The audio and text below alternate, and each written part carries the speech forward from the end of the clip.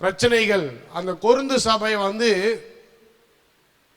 நல்ல ஒரு ஆவிக்குரிய வரங்களில நிறைந்த ஒரு சபையா இருந்தது. வரங்களுக்கு அங்க குறைவே இல்லை. போன வாரம் சொன்னேன்.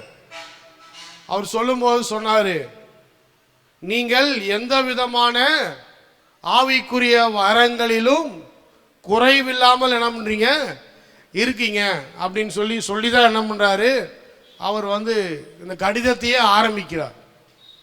அப்ப ஆவிக்குரிய வரங்கள்ல நல்லா நிறைந்தவர்களா இருக்கிறாங்க. ஆனாலும் பிரச்சனை. கடந்த வாரத்தில் ஒரு சில பிரச்சனைகள் நம்ம பார்த்தோம். முதல்ல இருந்த பிரச்சனை என்னன்னு சொன்னா டிவிஷன்ஸ், பிரிவினவாதம். சபைக்குள்ள பிரிவினவாதம் இருந்தது. அந்த சபையில் இருந்தவங்க எல்லாம் ஒவ்வொருத்தரும் ஒவ்வொரு பக்கம் ஒவ்வொரு குரூபிசம் ஃபார்ம் பண்ணிட்டு எல்லாரும் சேர்ந்து ஒற்றுமையா என்ன பண்ணல, ஊழியத்தை செய்யல.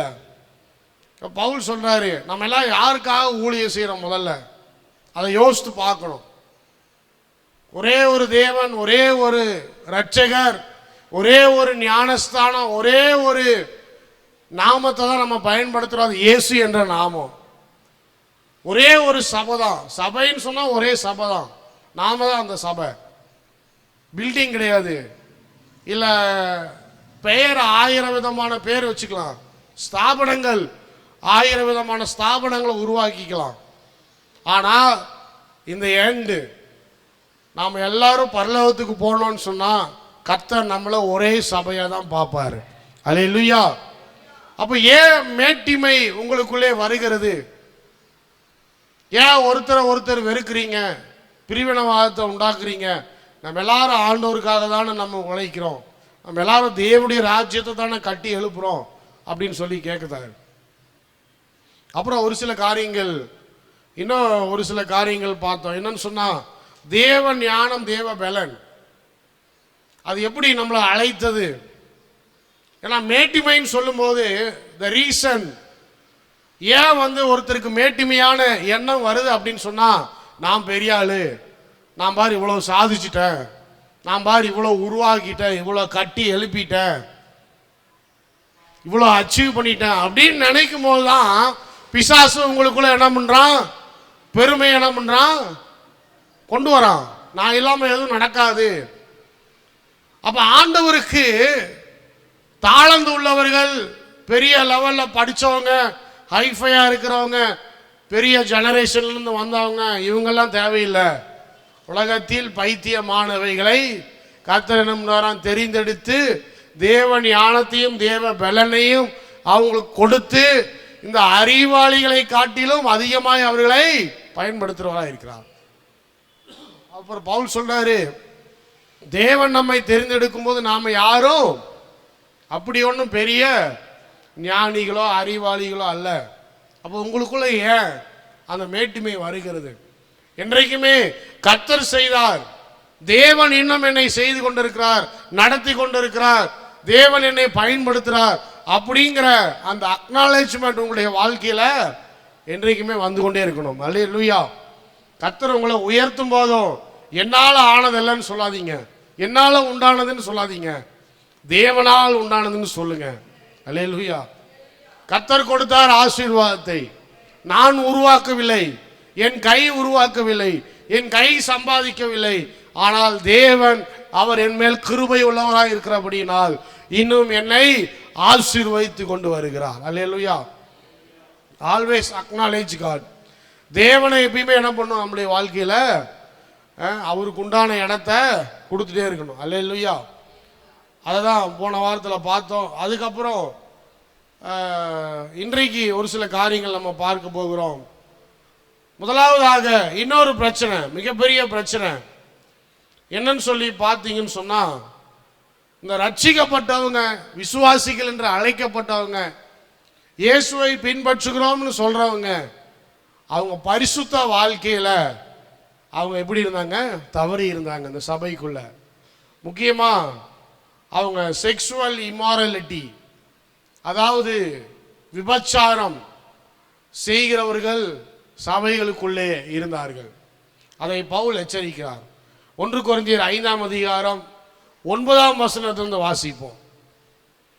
1 கொரிந்தியர் 5ஆம் அதிகாரம் 9ஆம் வசனத்திலிருந்து, விபச்சாரக்காரரோடு கலந்திருக்க கூடாது என்று நிருபத்தில் உங்களுக்கு எழுதினேன்.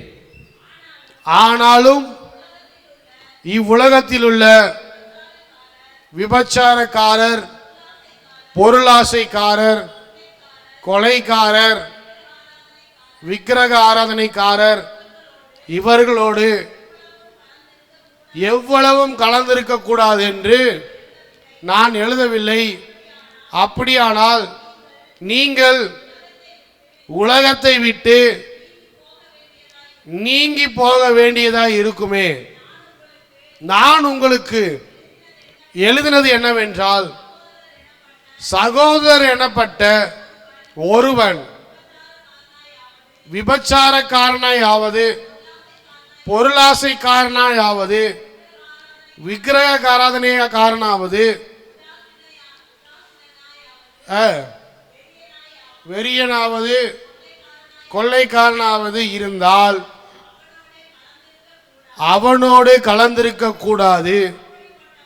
அப்படிப்பட்டவனுடனே கூட புசிக்கவும் கூடாது.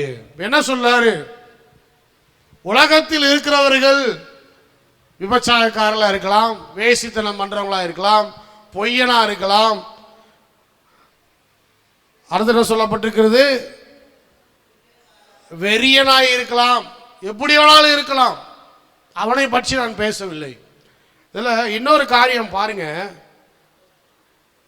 விபச்சாரக்காரரோடு கலந்திருக்க கூடாது என்று நிருபத்தில் உங்களுக்கு எழுதினேன் அப்படின்னு சொல்றாரு. இதுதான் 1 கொரிந்தியர். இந்த 1 கொரிந்தியருக்கு முன்னதாகவே என்ன பண்ணியிருக்கிறாரு? ஒரு கடிதத்தை அவங்களுக்கு எழுதியிருக்கிறார். இதுல இருந்து பார்த்தா, இந்த வசனத்தை வச்சு பார்த்தோன்னு சொன்னா சொல்லப்படுகிறது என்னன்னு சொன்னா, நான் உங்களுக்கு ஏற்கனவே எழுதினேன் அப்படின்னு சொல்றார். அப்போ 1 கொரிந்தியருக்கு முன்பதாகவே இன்னொரு கடிதம் அவர்களுக்கு எழுதப்பட்டிருக்கிறது. ஆனால் அந்த கடிதம் அவர்களுக்கு கிடைக்கவில்லை. அதான் லாஸ்ட் லெட்டர் அப்படின்னு சொல்லுவாங்க. அந்த கடிதம் ஏன் கிடைக்கல, எங்கே போச்சு, அவங்க கிடைச்சிச்சா, அதுக்கு அவங்க செவி கொடுக்கலையா என்பது ஒரு மர்மமான விஷயம். ஆனால் ஆக மொத்தத்தில் இந்த விபச்சாரத்தை பற்றி, இந்த வேசித்தனத்தை பற்றி ஏற்கனவே இவர் என்ன பண்ணியிருக்காரு? சபை விசுவாசிகளுக்கு எச்சரித்திருக்கிறார். இப்போ ஏன் இது ரொம்ப முக்கியமானது அப்படின்னு சொன்னால் பாருங்க, ஏற்கனவே நான் சொன்னேன், மறுபடியும் சொல்கிறேன், இவங்க எல்லாரும் பரிசுத்த ஆவியை பெற்றவர்கள். இவங்க எல்லாரும் பரிசுத்த ஆவியின் வரங்களிலே கிரியை செய்கிறவர்கள்.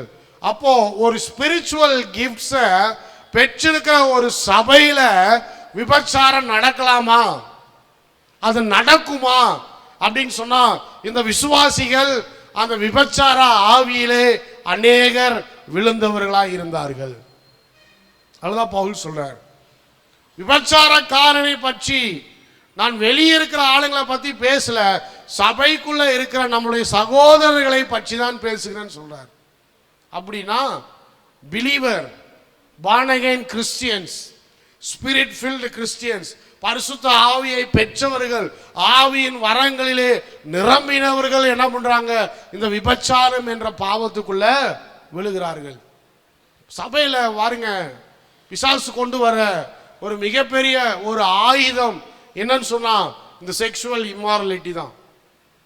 இந்த பரிசுத்தத்தை விசுவாசிகள் பாதுகாக்க முடியாமல் என்ன பண்றாங்க? அநேகர் இந்த பாவத்திலே, சபைக்குள்ள இருக்கிற விசுவாசிகள், போதகர்கள், போதகருடைய பிள்ளைகள், விசுவாசிகளுடைய பிள்ளைகள், எல்டர்ஸ், நிறைய பேர் விழுற ரொம்ப மிகப்பெரிய பாவம் என்னன்னு சொன்னா இந்த பாவம் தான். ஏன் பாஸ்டர் இது?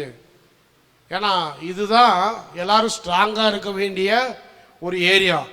நம்ம வாழ்க்கையிலேயே நம்ம ரொம்ப ஸ்ட்ராங்கா இருக்க வேண்டிய ஏரியா.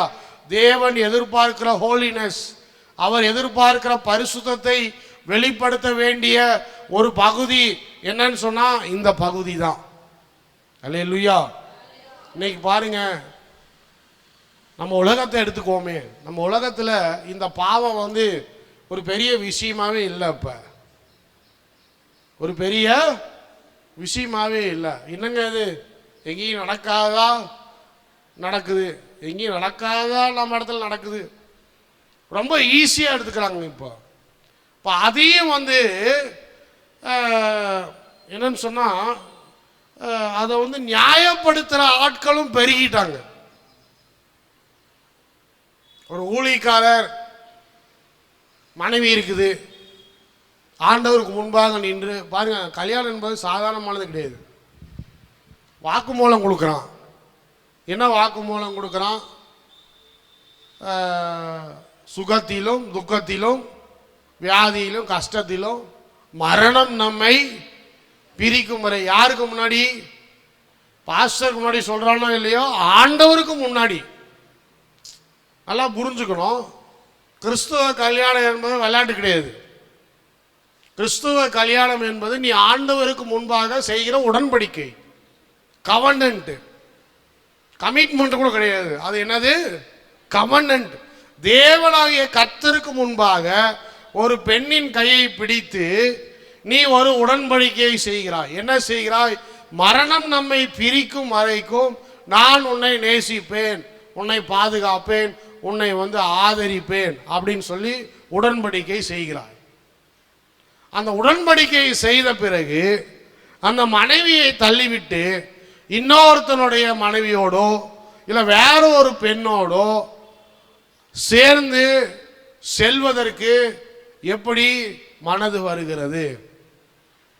அப்படி வந்தாலும் கூட, அந்த எண்ணங்கள் தோன்றினாலும் கூட அதை பிடுங்கி எறிய வேண்டிய பரிசுத்த ஆவியை பெற்ற, பரிசுத்த ஆவியின் கிரியையில நடக்கிற ஊழியக்காரர்களாகிய நம்ம அதுக்கு துணை போகலாமா இல்லை அதை ஆதரிக்கலாமா சொல்லி யோசித்து பார்க்கணும். பவுல் அதுதான் கேட்கிறார். இந்த விபச்சாரம் என்பது வெளியே இருக்கலாம், ஆனால் சபைக்குள்ளே பரிசுத்த ஆவியின் வரங்களை பெற்ற நமக்குள்ளே இந்த விபச்சாரம் என்பது எப்படி வந்தது? நம்முடைய சகோதரருக்குள்ளே அது எப்படி நடக்கலாம்? அப்போ பரிசுத்தத்தை பாதுகாக்க வேண்டிய கிறிஸ்துவினுடைய சீஷர்களாகிய நாம இந்த பாவத்தை விட்டு விலகி இருப்பது ரொம்ப முக்கியமான ஒரு காரியமா இருக்கிறது.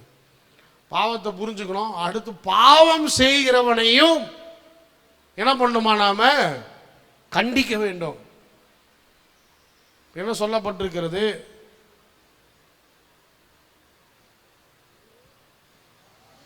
அடுத்தது அவனோடு 11ஆம் வசனம், அவனோடு கலந்திருக்க கூடாது, அப்படிப்பட்டவனை கூட என்ன பண்ணக்கூடாது. அப்ப என்ன பண்ணணும்னு சொன்னா எக்ஸ்பெல் பண்ணணும். ஆங்கிலத்தில் சொல்லப்பட்டிருக்கிறது எக்ஸ்பெல் தி இம்மாரல் பிரதர் அப்படின்னு சொல்லப்பட்டிருக்கிறது.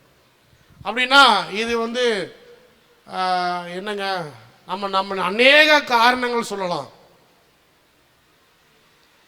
அநேக காரணங்கள் சொல்லலாம். அவங்களுக்குள்ள ஏதோ ஃபேமிலி பிரச்சனை, அவங்களுக்குள்ள ஏதோ எந்த பிரச்சனை, அந்த எந்த பிரச்சனைனாலும் இருக்கட்டும். ஒருவன் மனைவியை பிரிந்திருக்கிறான்னு சொன்னால் அவன் வேற ஒரு பெண்ணோடு தொடர்பில் வேற ஒரு பெண்ணோடு சேர்ந்து அங்கேயும் இங்கேயும் சுற்றிக்கிட்டு அங்கேயும் இங்கேயும் போய்கிட்டு எல்லாத்தையும் செஞ்சுட்டு நான் ஊழியமும் செய்கிறேன்னு சொன்னால் அது விபச்சாரத்துக்கு தான் அடையாளம். பைபிள் பிரகாரம் அதை கண்டிக்க வேண்டியது சபையினுடைய ஒரு மிகப்பெரிய ஒரு கட்டாயம்.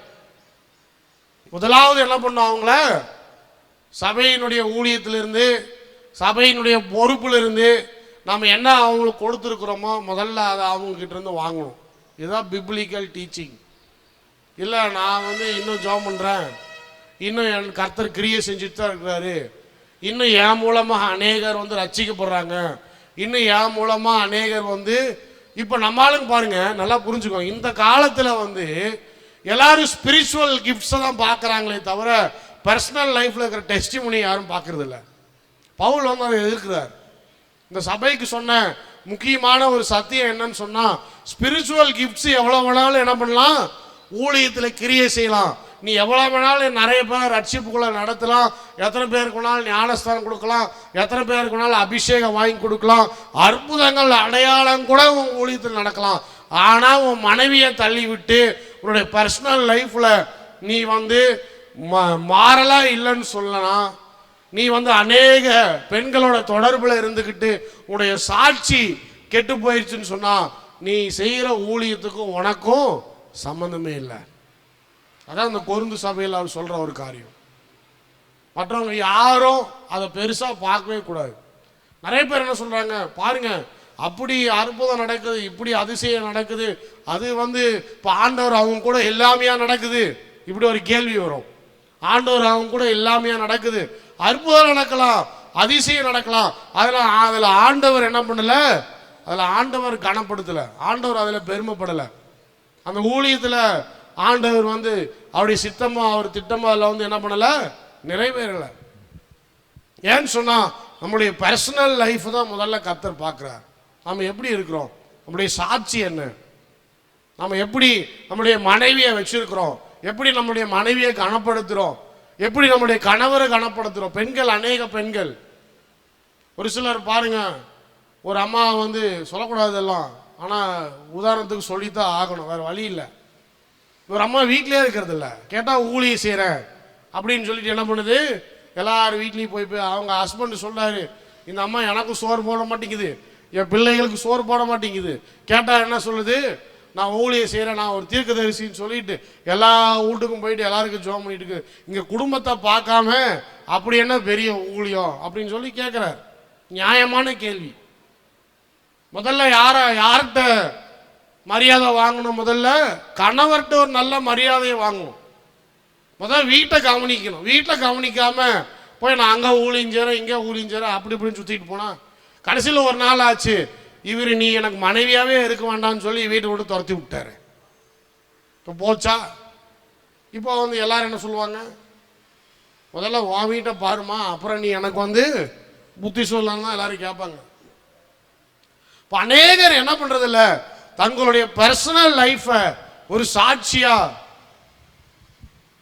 ஒரு நல்ல ஒரு பரிசுத்தத்தை காண்பிக்கிற ஒரு வாழ்க்கையா அதை வைக்காம நான் ஊழியம் செய்கிறேன், அது செய்கிறேன், இது செய்கிறேன் அப்படின்னு சொல்லிட்டு என்ன பண்ணுறாங்க, ஆண்டவர் என்குள்ள கிரியை செய்கிறாரு, ஆவியின் வரங்களை நான் கிரியை செய்கிறேன் அப்படி இப்படின்னு சொல்லிட்டு இருக்கிறாங்க. ஆனால் பவுல் சொல்கிறாரு, இதெல்லாம் தேவன் எதிர்பார்ப்பதில்லை. முதலாவது நீ சாட்சி உள்ளவங்களா இருக்க வேண்டும்.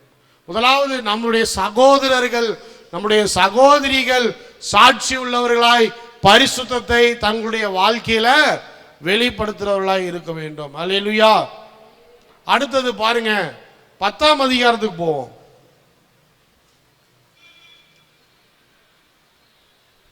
சாரி, 7ஆம் அதிகாரத்துக்கு போவோம்.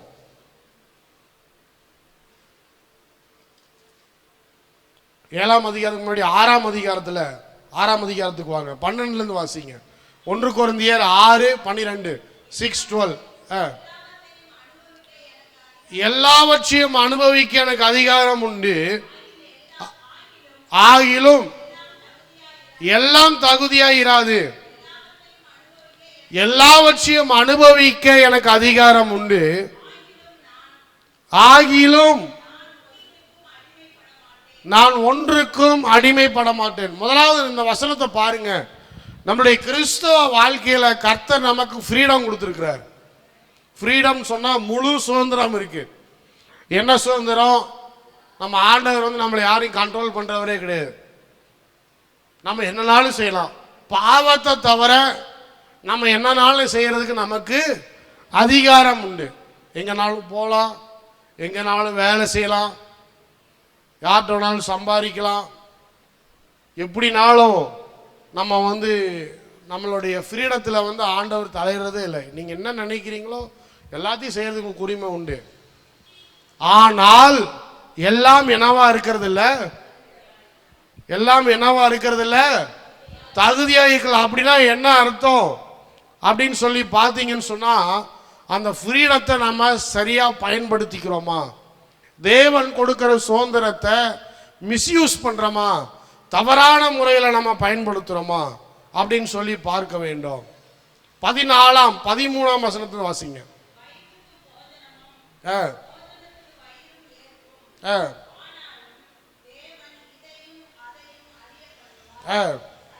சரீரமோ வேசித்தனத்துக்கு அல்ல, கர்த்தருக்கே உரியது. கர்த்தரும் சரீரத்துக்கு உடையவர். முதலாவது இதை ஏன் சொல்றார் அப்படின்னு சொன்னா, ஹானர் யுவர் பாடி. நம்மளுடைய சரீரத்தை நாம் எப்படி பாதுகாக்க வேண்டும்.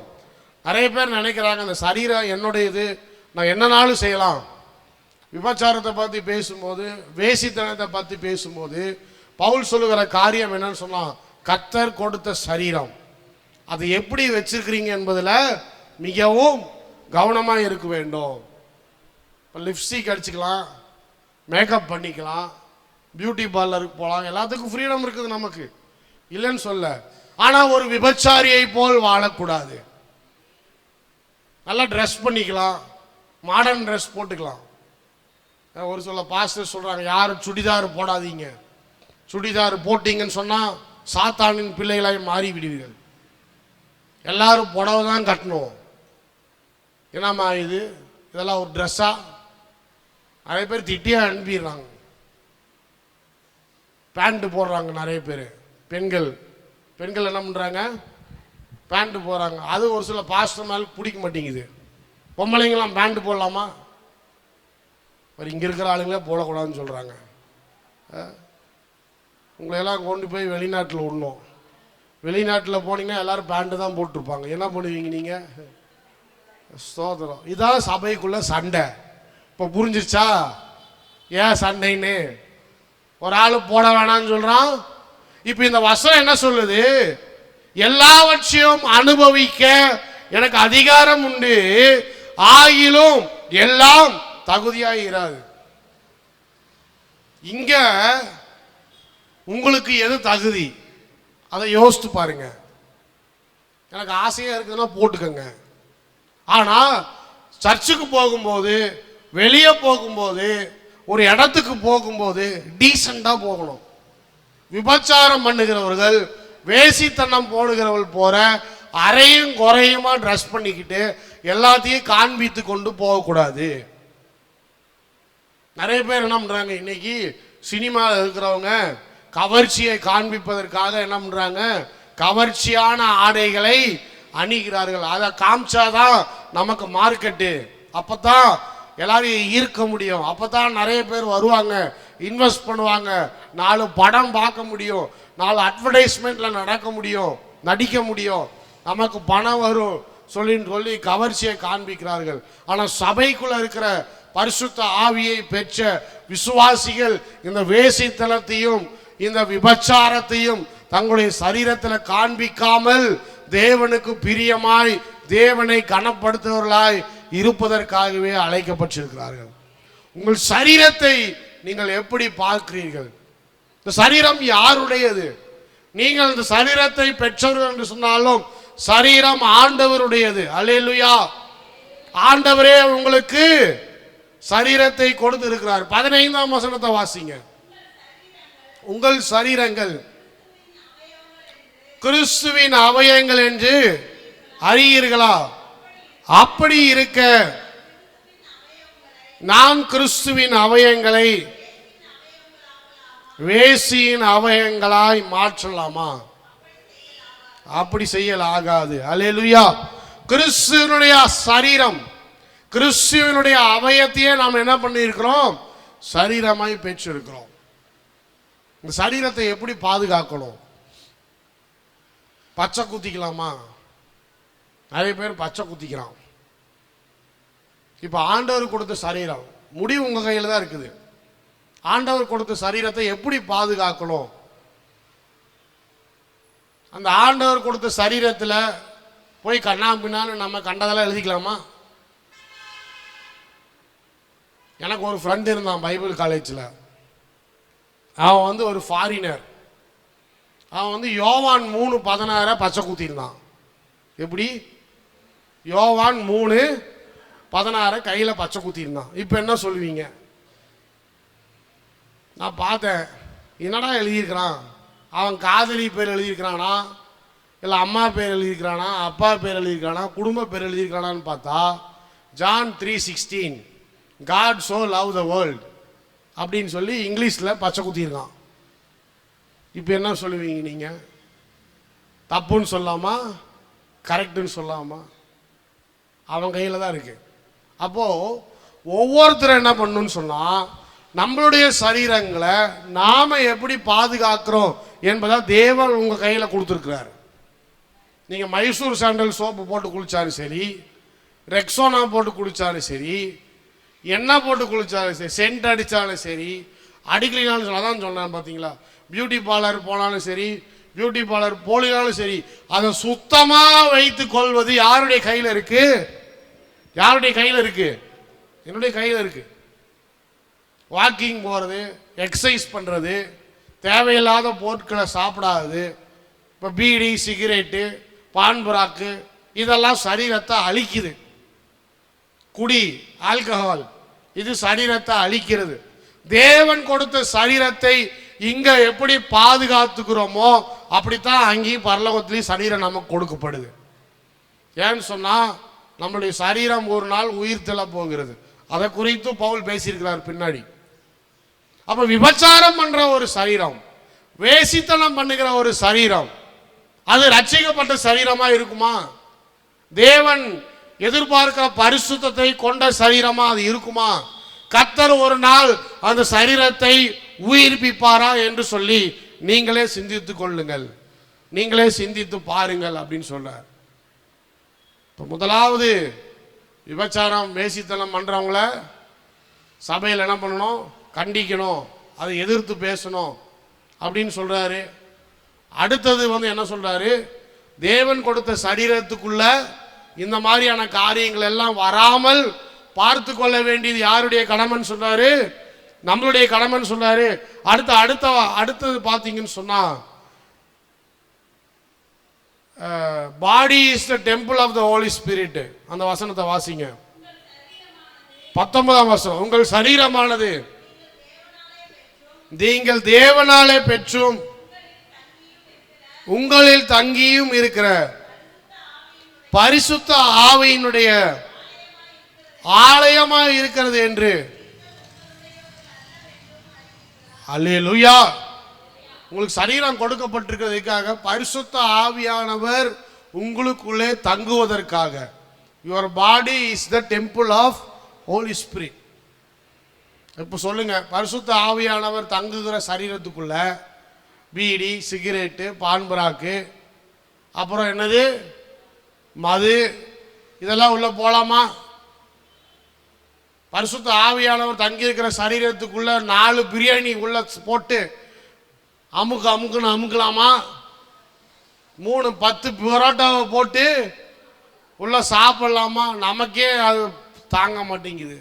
எப்படி பாதுகாக்கணும்? எவ்வளோ ஹெல்த்தியாக வச்சிருக்கணும். ஜப்பானில் வேக வச்சு அப்படியே சாப்பிட்றாங்க. ஒரு சில மீனெல்லாம் பச்சையாக சாப்பிட்றாங்க, ஹெல்த்தியாக இருக்கிறாங்களாம். எந்த அளவுக்கு எண்ணெயை ஊற்றுறீங்களோ, எந்த அளவுக்கு வறுன்னு வறுக்கிறீங்களோ, எந்த அளவுக்கு மசாலாவை போட்டு காரத்தை போட்டு பவுடர் எல்லாம் போட்டு சுத்துன்னு சுத்துறீங்களோ, அந்த அளவுக்கு எல்லாமே பாய்சன். எல்லாமே என்னது? பாய்சன். அவன் சொல்கிறான், இப்படியெல்லாம் சாப்பிட்டா ஜீரணம் ஆகுமா கேட்குறான் நம்மளை பார்த்து. நம்ம தான் சொல்கிறோம், இன்னும் கொஞ்சம் உப்பு போடுங்க, இன்னும் கொஞ்சம் மசாலாவை போடுங்க. ஒருத்தன் நான் கடையில் போய் இட்லி வாங்கும் போது ரோஸ்ட் ஆர்டர் பண்ணான். அவன் ஆர்டர் பண்ணிட்டு அந்த சமைக்கிறாரு பாருங்க, வெளி மாஸ்டர் பக்கத்தில் நின்றுக்கிட்டான். நானும் என்னதான் பண்ணுறான்னு பார்க்கலான்ட்டு பார்க்கும்போது அவர் ரோஸ்ட் ஊற்றிட்டாரு. எண்ணெய் ஊற்றும் போது நான் நல்லா ஊற்றுங்க, நல்லா மொறுன்னு வேணும் எனக்கு அப்படின்றான். அவர் என்ன சொன்னார்? அதுக்குன்னு என்ன எண்ணெய் சட்டியில் முக்கியாக தர முடியும்னு கேட்டார். போய் ஆகாண்டாண்டா, ஊற்றுறதே பெருசு, இதில் வேற இன்னும் ஊற்றுங்க, மொறுன்னு வேணும்னு நல்லா எண்ணெயை ஊற்றுங்கிறான்.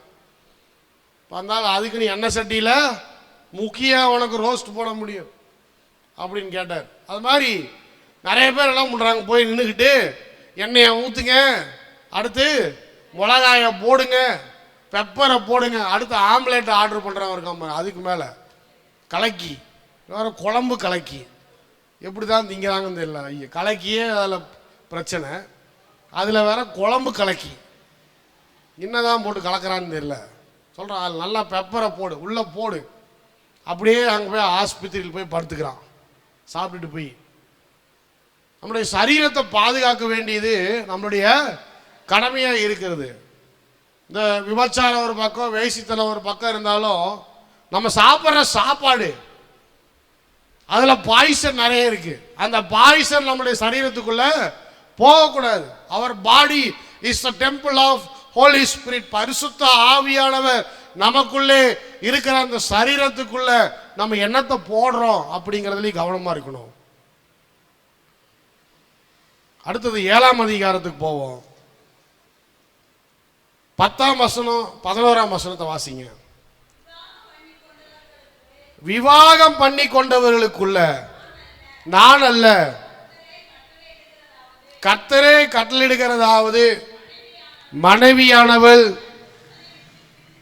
தன் புருஷனை விட்டு பிரிந்து போகக்கூடாது. பிரிந்து போனால் அவள் விவாகம் இல்லாமல் இருக்க கடவுள், அல்லது புருஷனோடு ஒப்புரவாக கடவுள். புருஷனும் தன் மனைவியை தள்ளிவிடக்கூடாது. இது ப்ரொடெக்ட் யுவர் மேரேஜ் மறுபடி சொல்லப்படுகிறது. ஒரே ஒரு காரணத்துக்காக தான் மனைவியும் புருஷனும் பிரியலாம். அது என்ன காரணம்னு சொன்னால், இந்த மாதிரி விபச்சாரத்தில் மனைவியை கண்டுபிடிக்கிறவங்க, இல்லை கணவன் வேசித்தனம் பண்ணி கொண்டு இருக்கிறார், விபச்சாரத்தில் இருக்கிறான்னு சொன்னால் என்ன பண்ணலாம்? பிரிந்து இருக்கலாம்.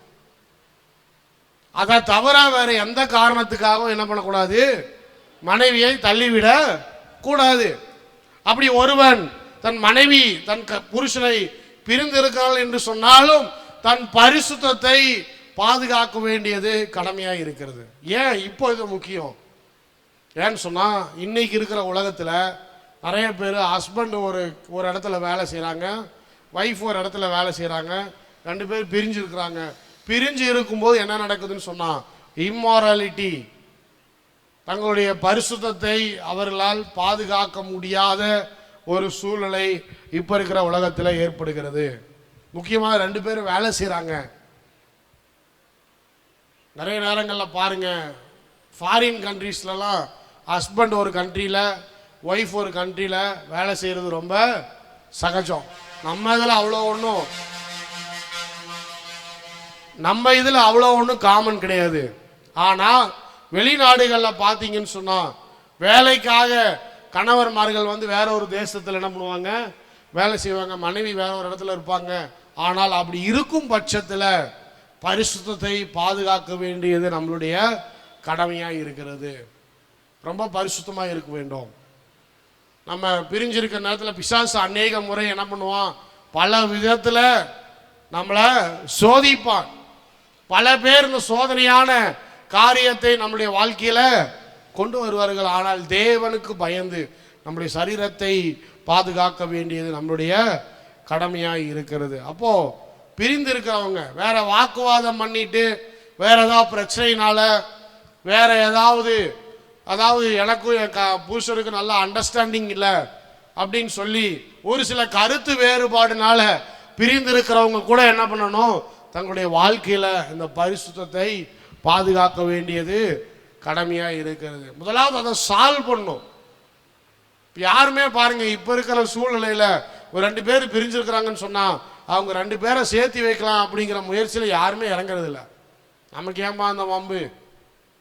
நிறைய கருத்து வேறுபாடு இருக்கலாம். நம்ம வேற, நம்ம மனைவி வேற. நாம் நினைக்கிற மாதிரி நம்முடைய மனைவி அமையல, அதே மாதிரி அவங்க மனைவி நினைக்கிற மாதிரி புருஷன் அமையல அப்படின்னு சொல்லி ஏகப்பட்ட கருத்து வேறுபாடுகள் இருக்கலாம். இருந்தாலும் கூட தனித்தனியாய் வாழ்வது ஆண்டவருடைய சித்தம் அல்ல.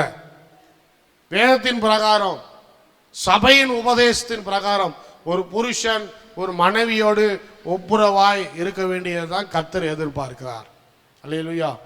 அது என்னதான் கான்ஃப்ளிக்டா இருந்தாலும் அந்த கான்ஃப்ளிக்டை சால்வ் பண்ண வேண்டியது நம்மளுடைய கடமையாக இருக்கிறது. சபை போதகர் அதுக்கு தான் இருக்கிறார். சபை அதுக்கு தான் இருக்குது.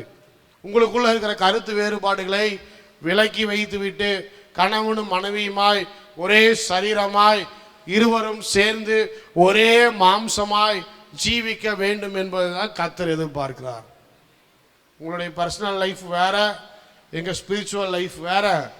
எங்க ஸ்பிரிச்சுவல் லைஃப்பை மட்டும் பாருங்க, எங்க பர்சனல் லைஃப்பை பத்திலாம் நீங்க யாரும் பேசாதீங்கன்னு சொல்லவே முடியாது. ரெண்டுமே ஒன்று தான், ரெண்டையும் பிரிக்கவே முடியாது. What ever is in your personal life will be revealed in your spiritual life. உங்களுடைய தனிப்பட்ட வாழ்க்கையில எப்படி இருக்கிறீங்க என்பதுதான் உங்க ஆவிக்குரிய வாழ்க்கையில சீக்கிரமா வெளிப்பட்டுரும். இதை மறைச்சு மூடி நம்ம என்ன பண்ண முடியாது, ஆண்டவரை ஏமாற்றவே முடியாது. ஒருவேளை நம்ம ஸ்பிரிச்சுவல் லைஃப்பை எல்லாரும் பார்க்கலாம், ஆனால் கர்த்தர் நம்முடைய பர்சனல் லைஃப்பை பார்த்துட்டு இருக்கிறார். அல்லேலூயா. கர்த்தர் என்ன பண்ணுறாரு, நம்மளுடைய மனைவியை அடிச்சுக்கிட்டே ரொம்ப நாள் ஊழி செய்ய முடியாது. அந்த ஊழியத்தில் ஒன்றுமே நடக்காது. பிள்ளைகளெல்லாம் ஒதுக்கி வச்சு விட்டு மனைவியை ஒரு பக்கம் அனுப்பி விட்டுட்டு மற்ற பிள்ளைங்களெல்லாம் சேர்த்துக்கிட்டு நான் வந்து ஊழியம் செய்கிறேன், அது செய்கிறேன், இது செய்கிறேன்றத ரொம்ப நாள் ஓடாது, சீக்கிரமாக உடஞ்சிரும். ஏன்னு சொன்னால் கர்த்தர் பார்த்து கொண்டு இருக்கிறார். மற்றவங்களுக்கு முன்னாடி வேணாம் நம்ம மறைக்கலாம், நம்முடைய பாவத்தை மறைக்கலாம், ஆனால் கர்த்தருக்கு முன்பாக நம்முடைய பாவத்தை மறைக்கவே முடியாது. அவர் பார்த்து கொண்டு இருக்கிறார். உள்ளத்தின் ஆழத்திலிருந்து ஆண்டவருக்கு எல்லாமே தெரியும். அல்லேலூயா. நம்ம யார் என்பது அவருக்கு தெரியும். அப்ப முதலாவது தேவன் எதிர்பார்க்கிற காரியம் என்னன்னு சொன்னால் பரிசுத்தத்தை பாதுகாக்க வேண்டியது விசுவாசிகளுடைய கடமையாய் இருக்கிறது. சபை பரிசுத்தமாய் இருக்க வேண்டும். சபையின் விசுவாசிகள் பரிசுத்தராய் இருக்க வேண்டும். கணவன் மனைவிக்குள்ள இருக்கிற உறவு அது பரிசுத்தமாய் இருக்க வேண்டும், ஐக்கியமாய் இருக்க வேண்டும். மற்ற ஆளுங்களெல்லாம் உள்ள விடாதீங்க. அல்லேலூயா. விபச்சாரம் பண்றவனை சபைக்குள்ளேயும் விடக்கூடாது, குடும்பத்துக்குள்ளேயும் விடக்கூடாது. ஏன்னு சொன்னா அதே ஆவியை தான் நமக்குள்ள என்ன பண்ணிடுவான், அவன் கொண்டு வந்துடுவான். இன்னைக்கு அநேகர் வாருங்க, தங்களுடைய பர்சனல் லைஃப்ல எந்த டெஸ்டிமனியுமே இல்லை, எந்த சாட்சியுமே இல்லை. ஆனால் பண்ற ஊழியம் அப்படி இருக்குது இப்படி இருக்குதுன்னு. எப்படி இருந்தாலும் that is not accepted by God's principle. ஆண்டவருடைய வேதாகம முறையின் பிரகாரம் அந்த ஊழியத்தில் அவர் பிரியப்படுவதே இல்லை. முதலாவது ஃபேமிலியை கரெக்ட் பண்ணும், நம்மளுடைய பர்சனல் லைஃப்பை கரெக்ட் பண்ணும், அதுக்கு அடுத்தது தான் ஊழியம். அல்லேலூயா. அடுத்தது பாருங்க, 10ஆம் அதிகாரத்துக்கு போவோம். இன்னும் நிறைய காரியங்கள் இருக்கு. 10ஆம் அதிகாரத்தில் சாப்பாடை பற்றி ஒரு பிரச்சனை வருது. இப்போதான் நம்முடைய பர்சனல் லைஃப்பை பற்றி பேசினார், விபச்சாரத்தை பற்றி பேசினார், வேசித்தனத்தை பற்றி பேசினார். அடுத்து சாப்பாட்டுனால எங்கேயா சண்டை போடுவாங்களா அப்படின்னு பார்த்தீங்கன்னா இந்த சர்ச்சில் சாப்பாட்டுக்காக சண்டை போட்டுருக்குறாங்க. எப்படிடா அது? பரிசுத்த ஆவியை பெற்றவன், பரிசுத்த ஆவியின் வரங்களை பெற்றவன் இப்பொழுது எதிலே பிரிந்திருக்கிறான்? சாப்பாட்டிலே பிரிந்திருக்கிறான். என்ன பிரச்சனை பாஸ்டர்? நிறைய பேர் பாருங்க, சர்ச்சிலையும் சாப்பிட்றான், கோயிலையும் போய் சாப்பிட்டுட்டு இருக்கிறான். நமக்கு இதுக்கு ரொம்ப ஒரு அண்டர்ஸ்டாண்டிங் இருக்கு பாருங்க. நம்ம விசுவாசிகள் நிறைய பேர் கடை விருந்துக்கு போய் அங்கே ஒரு பூடி பிடிச்சிட்டு சும்மா தானே சாப்பாடு போடுறான். என்ன விருந்தாண்ண, கடை விருந்தாண்ண, இந்த விருந்தாண்ண, எவனா மட்டன் சிக்கன் போட்டான்னா உடனே அங்கே போயிடுறது. போயிட்டு நல்லா அங்கே சாப்பிட்டு இங்கேயும் வந்து என்ன பண்ணுறாங்க, இங்கேயும் சாப்பிட்றாங்க, இங்கேயும் சாப்பிட்றாங்க, அங்கேயும் சாப்பிட்றாங்க.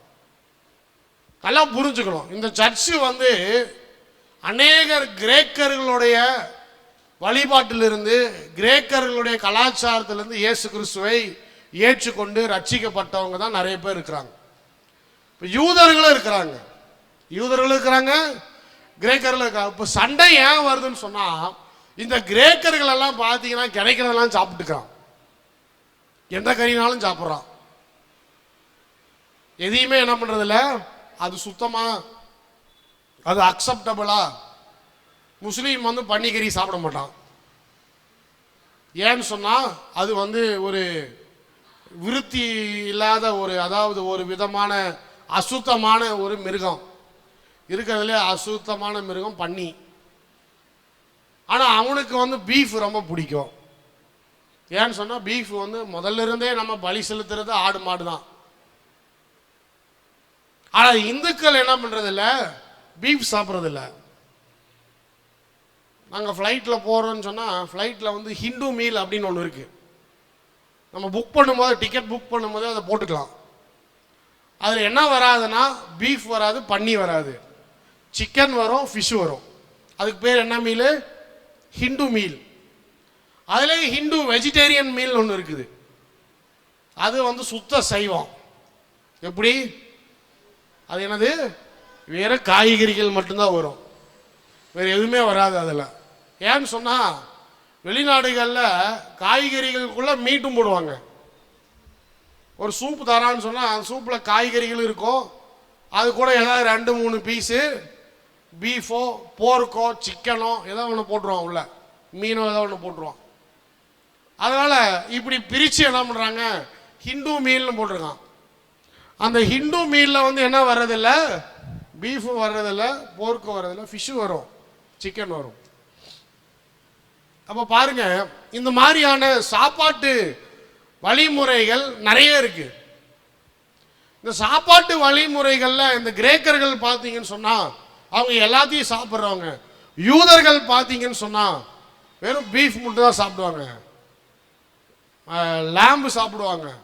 இப்போ இருக்கிற முஸ்லீம்ஸ் மாதிரி அவங்க என்ன பண்ண மாட்டாங்க, மற்றதெல்லாம் எதுவுமே என்ன பண்ணுறதில்ல, சாப்பிட்றதில்ல. இதில் அப்போஸ்தலர் நடவடிக்கைகளில் பேதுருவுக்கு ஒரு சொப்பனம் வருது. அதில் வந்து பார்த்தீங்கன்னா பேதுருட்ட ஆண்டவர் என்ன சொல்றாரு, எல்லாத்தையும் அடித்து சாப்பிடுன்னு சொல்றாரு. அப்புறம் தான் கிரேக்கர்களே ரட்சிக்கப்படுறாங்க. அந்த சொப்பனமே எப்படி வருதுன்னு சொன்னால் சாப்பாட்டு சொப்பனம் தான் அது. பாருங்க, தரிசனமே என்ன தரிசனம்? சாப்பாட்டு தரிசனம். வேற தரிசனத்தை கொடுத்துருக்கலாம் ஆண்டவர், ஆனால் அப்படி கொடுக்கல. அதுக்கு பதில் என்ன கொடுக்குறாரு? சாப்பாட்டு தரிசனம் கொடுக்குறாரு. என்னன்னா, பேதுரு காட்டுறேன் பார்த்தியா, அங்கேயும் இங்கேயும் போது எல்லாத்தையும் நீ எடுத்து சாப்பிடுன்னு சொல்றாரு. பேதுரு எல்லாத்தையும் சாப்பிட்றாரு. அப்போ பேதுருக்கு ஆச்சரியமா இருக்கு, நானா இது, நான் சாப்பிடாத எல்லாத்தையும் எடுத்து சாப்பிட்றேன். அப்படிங்கும்போது இப்போ எது சாப்பிடலாம் எது சாப்பிடக்கூடாது, 2 பேருக்கு சண்டை வருது. பாஸ்டர் நீங்கள் என்ன சாப்பிட்றீங்க? நான் தெரிஞ்சு நிறைய சாப்பிட்றேன், தெரியாமல் நிறைய சாப்பிட்றேன். நீங்கள் நான் எதை சாப்பிட மாட்டேன் அதை சாப்பிட மாட்டேன்னா ஊழியமே செய்ய முடியாது. உண்மை அதான். நான் பல தேசங்களுக்கு போயிருக்கேன். பல பேர் வந்து என்னை வந்து என்ன பண்ணிக்கிறாங்க, சாப்பாட்டுக்கு கூட்டிகிட்டு போயிருக்கிறாங்க. முதல் கண்டிஷனே அவங்ககிட்ட என்னன்னு கேட்கக்கூடாது, அவங்க கொடுக்குறதெல்லாம் சாப்பிட்ணும். அப்போ தான் அவங்கக்கிட்ட பேசுவான், உங்ககிட்ட பழகுவான். அவனுக்கு அது அற்புதமான உணவு, உனக்கு அது நாசமான உணவு. அவனுக்கு அது அவன் விரும்பின உணவு. அவன் விரும்பின உணவை உனக்கு கொடுக்கும்போது அவன் என்ன பண்ணுறான், பயங்கரமாக அவனை பொறுத்த வரைக்கும் பயங்கரமாக அவனை உபசரிக்கிறான். அவனுக்கு பிடிச்சதை உனக்கு கொடுக்குறான். நீ எடுத்தோடனே இதை நான் சாப்பிட மாட்டேன், ஐயா இதுவா யூ அன்னிங்கன்னா அதுக்கு மேலே அவன்கிட்ட பேசவே மாட்டான். அதோட எந்திரிச்சு போயிடுவான். ஏன்டா என் வீட்டுக்கு வந்த அப்படின்னு தான் கேட்பான். ஏன்னா அவனை பொறுத்த வரைக்கும் பன்னியை சுட்டு சாப்பிட்றது அவன் கலாச்சாரத்தில் கல்யாண விருந்து. அலையில சொல்லுங்க பார்ப்போம், இதுக்கு மேலே யாரும் வரவே மாட்டீங்க நான் கூப்பிட்டா கூட. பன்னியை சுட்டு சாப்பிட்றது அவனுக்கு அவனுக்கு விருந்து, அது அவனுக்கு கல்யாண விருந்து. அப்போ அதெல்லாம் கண்ணை காட்டிக்கிட்டு என்ன போடுறானோ பிளேட்டில், இயேசுவி நாமத்தினால ஸ்தோத்திரம். இது பன்னியாக இருக்கலாம், நாயாக இருக்கலாம், ஆடாக இருக்கலாம், மாடாக இருக்கலாம், என்னமோ இருந்துட்டு போகுது. வயிற்றுக்குள்ளே போயிட்டு ஜீரணம் மட்டும் ஆயிடணும், உள்ளே போயிடணும். ஸ்தோத்திரம் இயேசுவி நாமத்தினால கண்ணை மூடிட்டு வாயில் போட்டுக்கணும். இப்போ அடுத்து ஜப்பான் பக்கம் கொரியா பக்கம் போனீங்கன்னு சொன்னால் எல்லாம் பச்சை தான். நான் சொன்ன மாதிரி டேஸ்டே இருக்காது. அதில் எல்லாமே என்னது, பச்சையாக அப்படியே ஸ்லைஸ் பண்ணி அப்படியே ரவுண்டாக ஒன்றுக்குள்ளே வச்சு கொடுப்பான். அதை அப்படியே வாயில் போட்டு முழுங்கிடணும், என்னென்னலாம் கேட்கக்கூடாது. ஒரு கொரியா கான்ஃபரன்ஸுக்கு போனேன், எங்கள் அப்பாவும் போனார், அந்த கதையை அப்புறம் சொல்கிறேன். நான் ஒரு கொரியா கான்ஃபரன்ஸுக்கு போனேன், பார்த்தானுங்க என்னென்னமோ கொடுத்தானுங்க. என்னடா பண்ணலான்னு பார்த்தா ஒரு சூப் மாதிரி ஒன்று இருந்துச்சு, நல்லா அது வந்து பார்த்தீங்கன்னா நல்லா கொதிக்க இருந்துச்சு. என்ன பண்ண, அவங்க கொடுக்குறது எல்லாத்தையும் உள்ளே போட்டு ஒரு கலக்கி பத்தாவதுக்கு பார்த்தீங்கன்னா அந்த மிளகாயெல்லாம் அரைச்சி ஒரு ஊறுகாய் மாதிரி வச்சுருப்பாங்க. அதில் கொஞ்சம் உள்ளே போட்டு அதையும் கலந்து ரசம் மாதிரி குடிச்சிட்டேன். ஸ்தோத்திரம். அதுக்கப்புறம் பசியும் எடுக்கல, எல்லாம் ஜீரணமாகிடுச்சு. இப்படியெல்லாம் நிறைய என்ன இருக்கு, சாப்பாட்டு முறைகளில் நிறைய காரியங்கள் இருக்கு. ஆனால் சாப்பிடலாம் என்ன ஆகும்? எங்கள் அப்பா ஒரு முறை அப்படி தான் போனார். ஃப்ளைட் ஏறி எல்லார்ட்டையும் சொல்லிட்டு நான் கொரியா போகிறேன் கொரியா போகிறேன் கொரியா போகிறேன்னு. அங்கே போய் எங்கேயோ மலை மேலே கூட்டிகிட்டு போயிட்டு இவரெல்லாம் நினச்சிட்டு போனான்னு தெரியல. இட்லி கொடுப்பான், தோசை கொடுப்பான், அதான் பனையாரம் சுட்டு தருவான் நினச்சிட்டு போனானா என்னன்னு தெரியல. அங்கே போனால் வந்த சாப்பாடு எதுவுமே பிடிக்கல. பத்தாவதுக்கு இன்னொரு பாஸ்டர் வேற. அந்த பாஸ்டர் ஐயோ இவரை பார்த்தா பரிதாபமே இருக்கு, இவர் எதையுமே என்ன பண்ண மாட்டேங்கிறாரு, சாப்பிட மாட்டேங்கிறாரு, எல்லாம் பிடிக்கலான்னு சொல்றாரு. என்ன பண்ணுறாரு, அவன் வேற கேட்டுருக்கிறான், இவன் ஏன் சாப்பிட மாட்டேங்கிறாரு, இவர் ஏன் சாப்பிட மாட்டேங்கிறார். இவர் உடனே நான் ஃபாஸ்டிங், நான் உபவாசம் இருந்து என் சபைக்காக ஜெபம் பண்ணுறேன்ட்டார். இல்லைன்னா என்ன பண்ணிடுவானுங்க, நம்மளை வாய்க்குள்ள எல்லாத்தையும் போட்டு திணிச்சிருவானுங்க அப்படின்னு சொல்லிட்டு. அப்புறம் எல்லாம் முடிஞ்சு வந்தாங்க. முடிஞ்சு வந்தோடனே இவருடைய நண்பர் சொன்னார், ஏப்பா உங்கள் அப்பாவை பார்த்தா பரிதாபமாக இருந்துச்சுப்பா எங்களுக்கு. ஏன் என்ன பண்ணார், வெறும் கேரட்டை மட்டும் சாப்பிட்டு இருந்தார். பீன்ஸு, கேரட்டு, அப்புறம் என்னமோ அந்த முட்டைக்கோசு வச்சுருந்தானுங்க. வெறும் அதை மட்டும் சாப்பிட்டுட்டு தண்ணியை குடிச்சிட்டு எல்லார்ட்டையும் ஃபாஸ்டிங்னு சொல்லி திரும்ப வந்துட்டாருப்பா. அப்போ நீங்களாம் அப்படி போனீங்கன்னா அப்படி உபவாசம் இருந்ததா ஆகணும், வேறு வழி இல்லை. எல்லாம் நீங்கள் ஃபாஸ்டிங் இருக்க விருப்பம் இருக்கோ இல்லையோ, கொரியா ஜப்பானுக்கு போனீங்கன்னா அவங்க என்ன பண்ணிடுவாங்க, உபவாசத்தில் தள்ளிடுவாங்க. ஏன்னா நமக்கு பிடிக்காத காரியங்கள் நிறைய இருக்கு.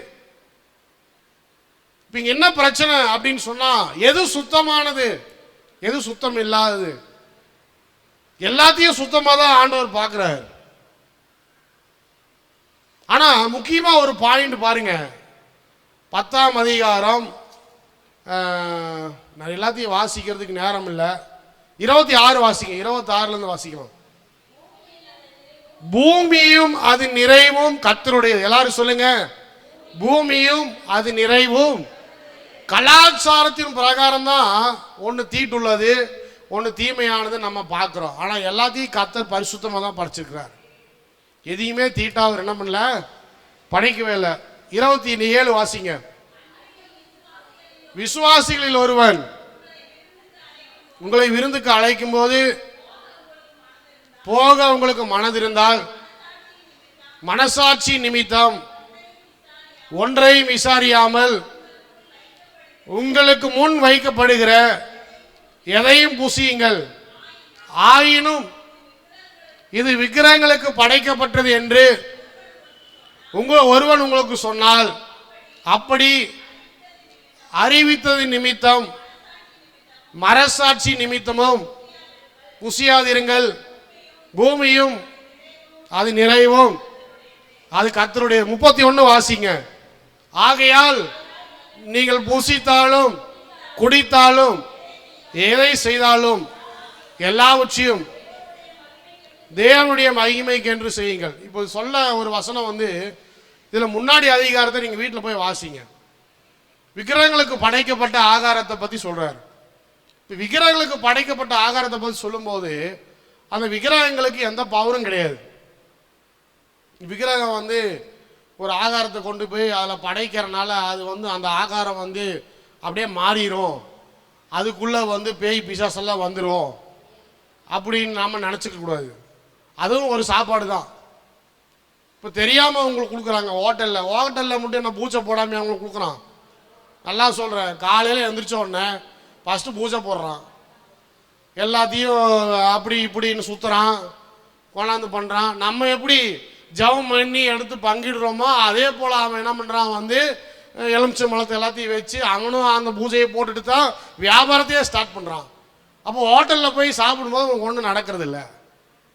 ஏன் நடக்கிறதுனா உங்களுக்கு அது தெரியுறதில்ல. ஹலால் பண்ண சிக்கன் சொல்கிறான், இன்னும் ஹலால், அவனும் பூஜை போடுறான்.